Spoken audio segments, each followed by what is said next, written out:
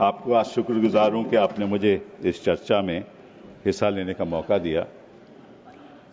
क्योंकि मेरे पास वक्त कम है, मैं केवल डेटा के बारे में बात करूंगा। जी, आपके समय है ये 4 मिनट, 4 मिनट्स। राजनीतिक चर्चा है और इसमें जो सच्चाई है वो इस सदन में आने नहीं वाली। आप पूछते रहेंगे, वो जवाब नहीं कभी देने वाले, तो इस बात को छोड़ दीजिए आप। पहलगाम और सिंदूर की चर्चा क्यों हो रही है? इसलिए हो रही है कि ऐसा हादसा पहलगाम में दोबारा न हो, इसीलिए हो रही है। और सिंदूर की कि भाई क्या हमारे पास इतनी शक्ति है कि पाकिस्तान हम ध्वस्त कर सकते हैं, इसीलिए बहस हो रही है। तो मैं आपको कुछ आंकड़े देना चाहता हूं। नड्डा साहब बैठे हुए हैं यहां। अक्टूबर 2024 में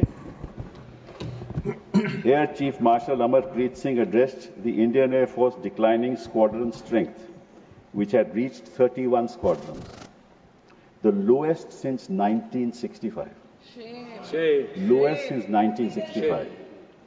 The Indian Air Force is currently operating with 31 squadrons, the lowest count since 65 when India was engaged in a war with Pakistan.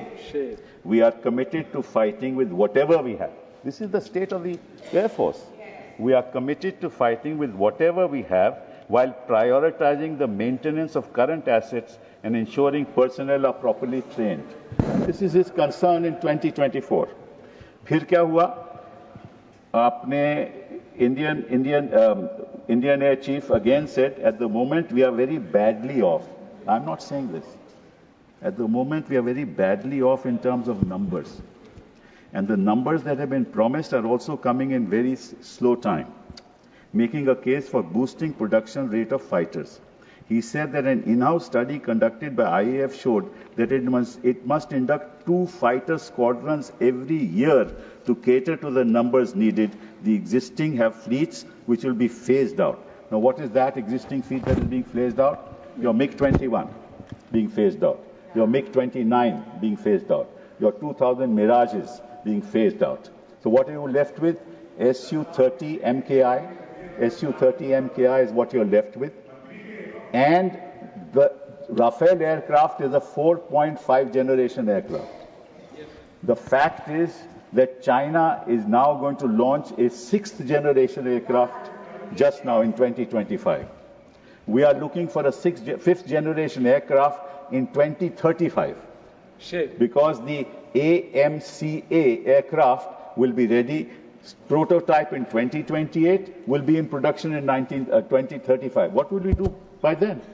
And this, I'm not saying this. If you are so much concerned about the defense of our country, what have you done in the last 11 years while you were sitting in power? You must answer that. There is no point blaming each other कि वो तो सवाल पूछेंगे और आप कहेंगे हम नहीं बताएंगे। ये तो आपकी राजनीति है। This is your राजनीति। दूसरी बात, एक और बात बताता हूं। HAL ने LCA एयरक्राफ्ट का गठन सोचा था 1984 में। 2001 में अभी तक जहाज तक बना नहीं और 2025 हो गए, एक जहाज नहीं आज तक बना। एक जहाज नहीं, जो हमने कंसेप्चुअलाइज किया था 1984 में। आप क्या कर रहे हो? दूसरी बात, तीसरी बात आपको बताना चाहता हूं, वो ये है कि पाकिस्तान के पास, हमारे पास तो ये 31 स्क्वाड्रन फेजिंग आउट के बाद 29 रह जाएंगे, और पाकिस्तान आज के दिन उनके पास 25 स्क्वाड्रन है, तो लगभग बराबरी है। और साथ साथ में 133 स्क्वाड्रन चीन के हैं। साहब आप मुझे नहीं, आपका समय समाप्त हो गया, समाप्त हो गया। मैं बैठ जाता हूं। आपका समय समाप्त हो गया। सुनना नहीं चाहते तो मैं क्या कर सकते हैं? Your time is over. मैं कोई विवादित बात नहीं कर रहा। मैं देश के प्रति बात कर रहा हूं, कोई विवादित बात कर रहा हूं। मैं देश के प्रति आंकड़े बता रहा हूं देश की जनता को कि आप कितने संगीन हैं। आप अपनी देश की रक्षा के लिए क्या कर रहे हैं? समाप्त हो चुका है, इसलिए हमने बेल बजाया है। और मैंने अभी दूसरा स्पीकर को बुलाया है, doctor Sasmit Patra. Nothing will go on record, doctor Sasmit Patra.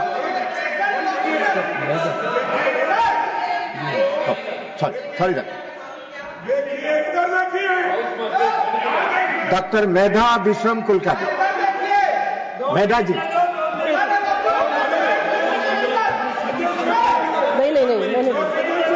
मैं नहीं बोलूंगी। Time is over, nothing is going on record. Mehta ji, no,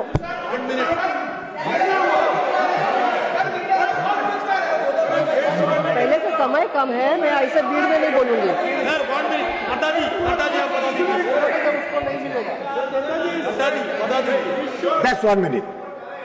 I am giving you 2 minutes, please complete in 2 minutes.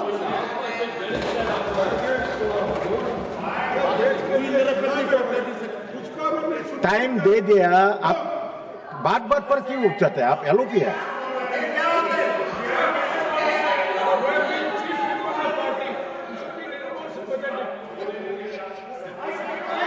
Mic, ये तो हो गई हमारी प्रेपरेशन की बात कि हमारे पास इतना साधन नहीं है कि हम पाकिस्तान को ध्वस्त कर दें।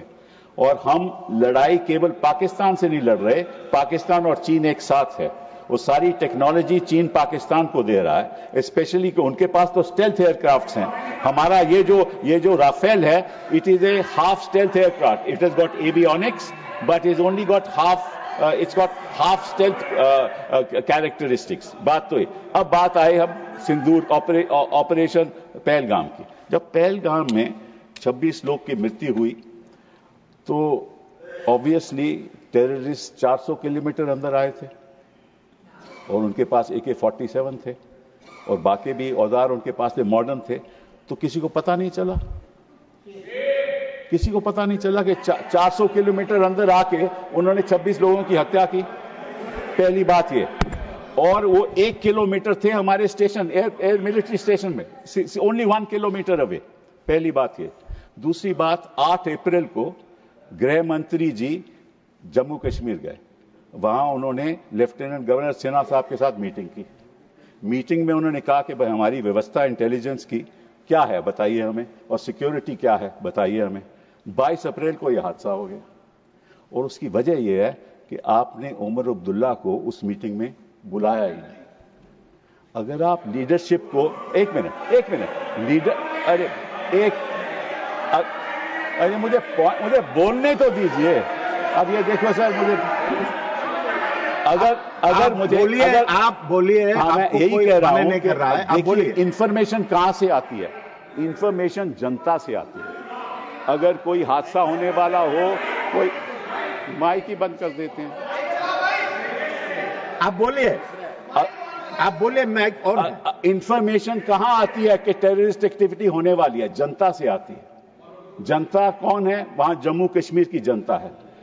उसके लीडर कौन है? उमर अब्दुल्ला साहब। अब उनको मीटिंग में नहीं रखोगे, जनता के साथ आपका वार्तालाप नहीं होगा, बातचीत नहीं होगी, आपको इंफॉर्मेशन कहां से पहुंचेगी? इंफॉर्मेशन नहीं पहुंचेगी। और नड्डा साहब एक और बात, प्लीज डोंट इंटरप्ट। नड्डा साहब एक और बात बता दूं, आप 2014 में यूपीए सरकार चली गई।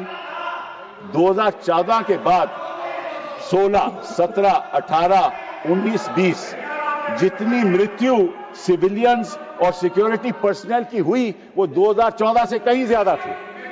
धन्यवाद, कहीं ज्यादा थी। धन्यवाद। मतलब क्या हुआ? धन्यवाद। 370 धन्यवाद डॉक्टर। आपने सब कुछ कर दिया।